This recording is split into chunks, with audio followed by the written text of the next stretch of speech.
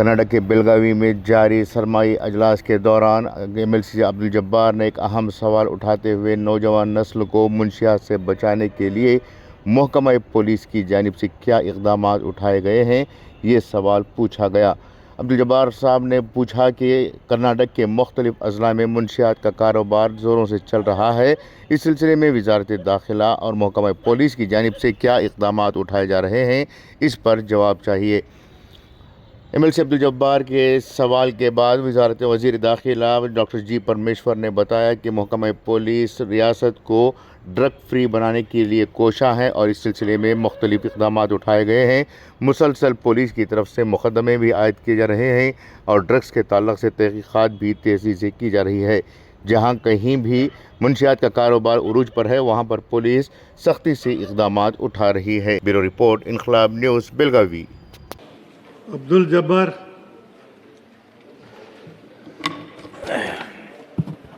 ಮಾನ್ಯ ಸಭಾಪತಿಯವರೇ, ನನ್ನ ಚುಕ್ಕೆ ಗುರುತಿನ ಪ್ರಶ್ನೆ ಸಂಖ್ಯೆ 523 ಮಾನ್ಯ ಗೃಹ ಸಚಿವರಲ್ಲಿ ಕೇಳುತ್ತೇನೆ. ಗೃಹ ಸಚಿವರು ಪರಮೇಶ್ವರ್ ಅವರು, ಅಬ್ದುಲ್ ಜಬ್ಬಾರ್ ಅವರು.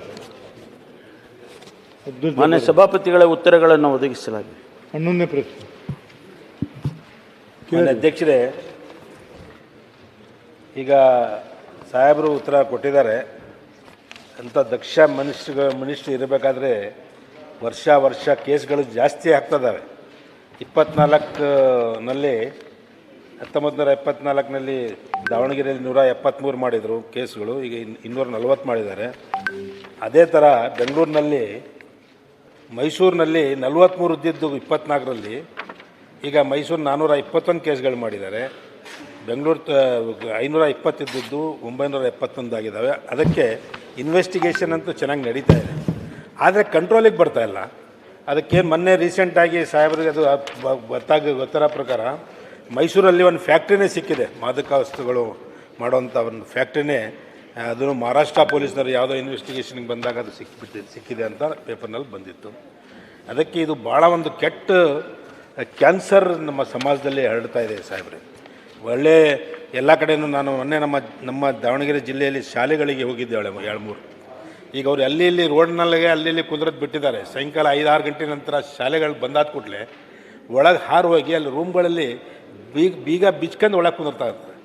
ಪೊಲೀಸಿಗೆ ಕಂಪ್ಲೇಂಟ್ ಕೊಟ್ಟರೆ ಆ ಹೆಡ್ ಮಾಸ್ಟರ್ ರೂಮ್ಗಳ ಹತ್ರ ಹೋಗಿ ಗಲಾಟೆ ಮಾಡ್ತಿದ್ದಾರೆ ಅವ್ರು. ಯಾಕಂದರೆ ಅವರು ಅದು ಗಾಂಜಾ, ಅಫೀಮ್, ಡ್ರಗ್ಸ್ ತೊಗೊಂಡ್ಮೇಲೆ ಅವ್ರಿಗೆ ಮನುಷ್ಯತ್ವ ಅನ್ನೋದೇ ಇರೋಂಗಿಲ್ಲ. ಆ ನಮೂನೆ ಪರಿಸ್ಥಿತಿ ಶಾಲಾ ಕಾಲೇಜ್ಗಳಲ್ಲಿ ಎಲ್ಲ ಇಲ್ಲಿ ತನಕ ನಮ್ಮ ಲೇಡೀಸ್ ಹುಡುಗಿಯರು ಕಾಲೇಜ್ ಹುಡುಗಿಯರ ತನಕನೂ ಇದು ಬೆಳೀತಾ ಇದೆ. ಅದಕ್ಕೆ ತಾವು ಇದು ಮುಂದಿನ ಇದು ಆಗಿಲ್ದಂಗೆ ನನಗೆ ಅನ್ಸೋದ ಮಟ್ಟಿಗೆ ನಾವು ಮೊನ್ನೆ ನಮ್ಮ ಡಿಪಾರ್ಟ್ಮೆಂಟ್ ಹತ್ರನೂ ನಾನು ಮಾತಾಡಿದೆ ನಮ್ಮ ದಾವಣಗೆರೆಯಲ್ಲಿ, ಏನು ಹಿಂಗೆ ನಡೀತಾ ಇದೆ, ಯಾವ ನಮೂನೆ ಕಂಟ್ರೋಲ್ ನೀವು ಮಾಡ್ತಾಯಿದ್ದೀರಿ ಅಂತ. ಅದಕ್ಕೆ ನನಗೆ ಅನ್ಸೋ ಮಟ್ಟಿಗೆ ಏರಿಯಾ ವೈಸ್ ಪೊಲೀಸ್ಗಳನ್ನು ಚೇಂಜ್ ಮಾಡಬೇಕು. ನೀವು ಎಂಥ ದೊಡ್ಡ ಆಫೀಸರ್ಗಿಟ್ಟು ಇನ್ವೆಸ್ಟಿಗೇಷನ್ ಮಾಡಿದ್ರು ಸಹಿತ ನಿಮ್ಮ ಆಫೀಸರ್ ಬರ್ತಾರಂಥ ಇನ್ಫಾರ್ಮೇಷನ್ ಕೊಡೋದೇ ಲೋಕಲ್ ಆ ಕಡೆ ಭಾಗದಲ್ಲಿ ಪೊಲೀಸರು. ಅವರು 20-30 ವರ್ಷ ಅಲ್ಲಿ ಇರ್ತಾರೆ, ಅವರೆಲ್ಲ ಅಡ್ಜಸ್ಟ್ ಮಾಡ್ಕೊಂಡಿರ್ತಾರೆ. ಅದಕ್ಕೆ ಅವ್ರನ್ನ ಈ ಕಡೆ ಆ ಕಡೆ ಬೇರೆ ಕಡೆ ಹಾಕಿ ಏನಾರು ಮಾಡಿದರೆ ಕಂಟ್ರೋಲ್ ಆಗ್ಬೋದು ಅಂತ ಅನ್ನಿಸ್ತದೆ. ತಾವು ದಕ್ಷದಿರಿ, ನಿಮ್ಗೇನು ಹೇಳೋ ಅವಶ್ಯಕತೆ ಇಲ್ಲ. ಇದು ಒಂದು ನಿಮ್ಮ ಕಾಲದಲ್ಲಿ ಆದಷ್ಟು ನಾವು ರಿಕ್ವೆಸ್ಟ್ ಮಾಡೋದೇನೆಂದರೆ ಇದು ಸರಿ ಮಾಡಬೇಕು. ಇದು ದೊಡ್ಡ ಕ್ಯಾನ್ಸರು, ಇದಕ್ಕೆ ತಾವೇ ಡಾಕ್ಟ್ರು ಇಲಾಜ್ ಮಾಡಬೇಕಂತ ನಾನು ತಮ್ಮಲ್ಲಿ ಕೇಳ್ಕೊಳ್ತೇನೆ ನಿಮ್ಮ ಮುಖಾಂತರ.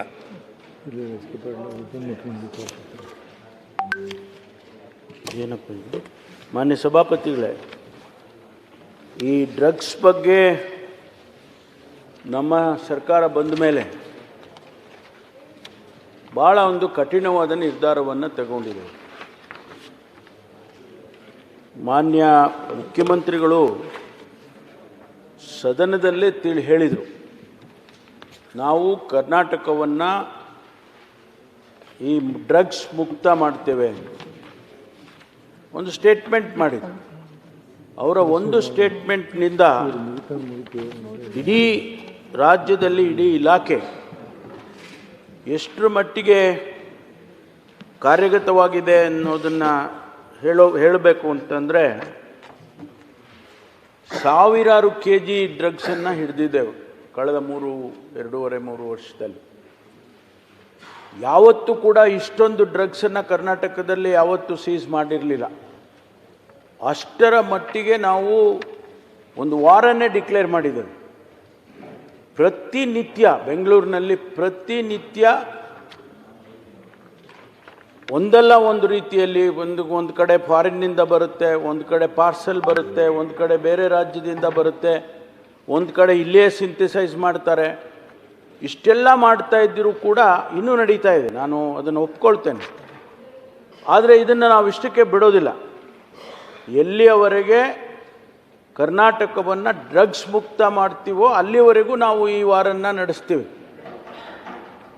ಯಾಕೆಂದರೆ ನಾವು ಈಗಾಗಲೇ ಅನೇಕ ಕ್ರಮಗಳನ್ನು ತೊಗೊಂಡಿದ್ವಿ. ನಾನು ವಿವರಣೆ ಮಾಡೋದಕ್ಕೆ ಅಟ್ಲೀಸ್ಟ್ ಒಂದು ಅರ್ಧ ಗಂಟೆ ಆದರೂ ಬೇಕಾಗ್ತದೆ.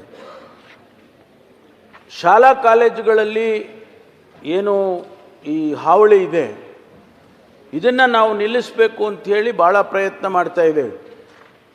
ಪ್ರತಿ ತಿಂಗಳ ಪ್ರತಿ ಕಾಲೇಜಿಗೆ ಪ್ರತಿ ಶಾಲೆಗೆ ನಮ್ಮ ಪೊಲೀಸ್ ಆಫೀಸರ್ಸ್ ಭೇಟಿ ಕೊಡಬೇಕು ಅಂತ ಮಾಡಿದ್ದೇನೆ. ಅವರು ಹೋಗಿ ಅವರಿಗೆ ಅವೇರ್ನೆಸ್ ಕ್ರಿಯೇಟ್ ಮಾಡಬೇಕು, ಅದರಿಂದ ಆಗ್ತಕ್ಕಂಥ ಅನಾಹುತ ಏನು ಅಂತೇಳಿ ಅದನ್ನು ಅವ್ರಿಗೆ ತಿಳಿಸ್ಬೇಕು. ಎರಡನೇದು, ಅವರು ಡ್ರಗ್ಸ್ ಯೂಸ್ ಮಾಡ್ತಾ ಇದ್ದರೆ ಅದನ್ನು ಗಮನಿಸಿ ಅದನ್ನು ಹಿಡಿಬೇಕು ಅಂಥೇಳಿ. ಮೊನ್ನೆ ಒಂದೇ ದಿವಸ ವಿಶ್ವಣ್ಣ, ಒಂದೇ ದಿವಸ 1,000 ಶಾಲೆಗಳಿಗೆ ನಮ್ಮ ಇಡೀ ಬೆಂಗಳೂರು ಸಿಟಿಯಲ್ಲಿ ಅಧಿಕಾರಿಗಳು ಭೇಟಿ ಕೊಟ್ಟಿದ್ದಾರೆ. ಒಂದೇ ದಿವಸ. ಇದನ್ನು ನಿರಂತರವಾಗಿ ಮಾಡ್ತೀವಿ. ಒಂದಿನ ಮಾಡಿ ಬಿಟ್ಬಿಟ್ರೆ ಅದು ನಿಲ್ಲೋದಿಲ್ಲ. ಅದು ನಿರಂತರವಾಗಿ ಅದನ್ನು ಮಾಡ್ತೇವೆ. ಮತ್ತು ಎಲ್ಲಿ ಈ ಫಾರಿನ್ ಸ್ಟೂಡೆಂಟ್ಸ್ ಇದ್ದಾರೆ ಮಾನ್ಯ ಸಭಾಪತಿಗಳೇ, ಅವರು ಆಫ್ರಿಕನ್ ಕಂಟ್ರೀಸಿಂದ ಭಾಳಷ್ಟು ಜನ ಬಂದಿದ್ದಾರೆ. ಅವರು ಬಂದು ಇಲ್ಲಿ ಡ್ರಗ್ಸ್ ದಂಧೆ ಮಾಡ್ತಾರೆ. ಅವ್ರಿಗೆ ಎಲ್ಲಿಂದ ತೊಗೊಂಡು ಬರ್ತಾರೋ, ಹೇಗೆ ತೊಗೊಂಡು ಬರ್ತಾರೋ ಗೊತ್ತಿಲ್ಲ. ಆದರೆ ಅದೇ ಒಂದು ಬಿಸ್ನೆಸ್ಸನ್ನು ಮಾಡ್ಕೊಂಡ್ಬಿಟ್ಟಿದ್ದಾರೆ. ಅವ್ರಿಗೆ ನಾವು ಹಿಡಿತೇವೆ, ಕೇಸ್ ಹಾಕ್ತೇವೆ. ಕೇಸ್ ಹಾಕೋದೇ ಬೇಕು ಅವರಿಗೆ. ಯಾಕೆಂದರೆ ಕೇಸ್ ಹಾಕಿದ ಮೇಲೆ ಅವ್ರನ್ನ ಕಳಿಸೋಂಗಿಲ್ಲ. ಆದರೆ ಈಗ ನಾವು ಏನು ಮಾಡಿದ್ದೀವಿ, ಕಳೆದ 2 ವರ್ಷದಲ್ಲಿ ಸುಮಾರು 300 ಜನ ಡಿಪೋರ್ಟ್ ಮಾಡಿದ್ದೀವಿ. ಆ ಡಿಪೋರ್ಟ್ ಮಾಡೋದಕ್ಕೂ ಕೂಡ ಭಾಳ ಪ್ರೊಸೀಜರು. ಆ ಕನ್ಸರ್ನ್ಡ್ ಎಂಬೆಸಿಗೆ ಬರೀಬೇಕು, ಆ ಕೌನ್ಸಿಲಿಗೆ ಬರೀಬೇಕು, ಅವ್ರ ಪರ್ಮಿಷನ್ ತೊಗೋಬೇಕು. ಆನಂತರ ನಾವು ಅವರಿಗೆ ಡಿಪೋರ್ಟ್ ಮಾಡಿ ಕಳಿಸ್ಬೇಕಾಗ್ತದೆ.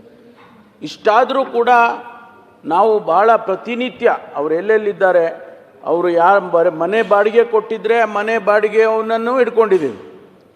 ಇತ್ತೀಚೆಗೆ ಆ ಬಾಡಿಗೆ ಮನೆ ಕೊಟ್ಟಿರೋನ್ನ ಬಾಡಿಗೆ ಮನೆಯೇ ನಾವು ಹೊಡೆದಾಕ್ತೀವಿ ಅನ್ನೋವರೆಗೂ ಹೋಗಿದ್ದೇವೆ. ಭಾಳ ಕಠಿಣವಾದಂಥ ಕ್ರಮವನ್ನು ಈ ಡ್ರಗ್ಸ್ ವಿಚಾರದಲ್ಲಿ ನಾವು ತೆಗೆದುಕೊಳ್ತಾ ಇದ್ದೇವೆ. ಆಮೇಲೆ ಸೀಸ್ ಮಾಡಿರೋದು ಸಾವಿರಾರು ಕೋಟಿ ರೂಪಾಯಿದು.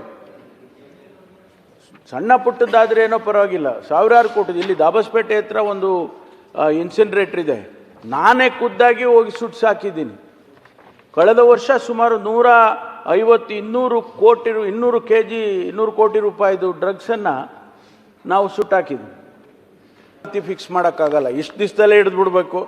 ನೀವು ಇವತ್ತು ಕಳ್ತನ ಆಗಿದೆ, ಇನ್ನೊಂದು 15 ದಿನದಲ್ಲೋ, ಒಂದು ವಾರದಲ್ಲೋ, ಅಥವಾ 2 ತಿಂಗಳಲ್ಲೋ 3 ತಿಂಗಳಲ್ಲೋ ಹಿಡಿಬೇಕು ಅಂತೇಳಿ ಕಾಲಮಿತಿಯನ್ನು ಕೊಡೋದಕ್ಕೆ ಇದಕ್ಕಾಗೋದಿಲ್ಲ ಮಾನ್ಯ ಸಭಾಪತಿಗಳೇ.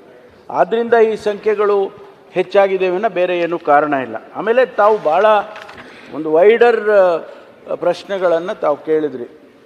ಕಾನೂನು ಸುವ್ಯವಸ್ಥೆ ಅದು ಇದು ಎಲ್ಲ, ಅದಕ್ಕೆಲ್ಲ ಬೇರೆ ಸಂದರ್ಭದಲ್ಲಿ ನಾನು ಉತ್ತರ ಕೊಡ್ತೇನೆ.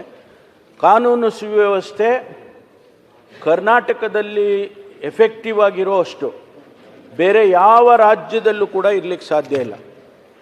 ತಾವೆಲ್ಲಾದರೂ ನಮ್ಮ ಪೊಲೀಸ್ನವರು ಮಿಷಿನ್ ಗನ್ ಹಿಡ್ಕೊಂಡು ಡ್ಯೂಟಿ ಮಾಡಿರೋದು ನೋಡಿದ್ದೀರಾ? ಬೇರೆ ರಾಜ್ಯದಲ್ಲಿ ಇವತ್ತು ಮಿಷಿನ್ ಗನ್ ಹಿಡ್ಕೊಂಡು ಪೊಲೀಸ್ನವರು ಡ್ಯೂಟಿ ಮಾಡಬೇಕು, ಇಲ್ಲದ್ರೆ ಅವ್ರಿಗೂ ಕಷ್ಟ, ಜನಗಳಿಗೂ ಕಷ್ಟ. ಆ ಪರಿಸ್ಥಿತಿ ಇನ್ನೂ ಕೂಡ ಕರ್ನಾಟಕದಲ್ಲಿ ಬರಲಿಲ್ಲ. ಅದನ್ನು ತಾವು ಯೋಚನೆ ಮಾಡಿ. ಆದ್ದರಿಂದ ಕರ್ನಾಟಕದಲ್ಲಿ ಕಾನೂನು ಸುವ್ಯವಸ್ಥೆ ಬೇರೆ ರಾಜ್ಯಗಳಿಗೆ ಹೋಲಿಕೆ ಮಾಡಿದರೆ ಬಹಳ ಎಫೆಕ್ಟಿವ್ ಆಗಿದೆ ಅಂಥೇಳಿ ನಾನು ಭಾಳ ಧೈರ್ಯದಿಂದ ಹೇಳ್ತೇನೆ ಈ ಮಾತನ್ನು. ಅದನ್ನು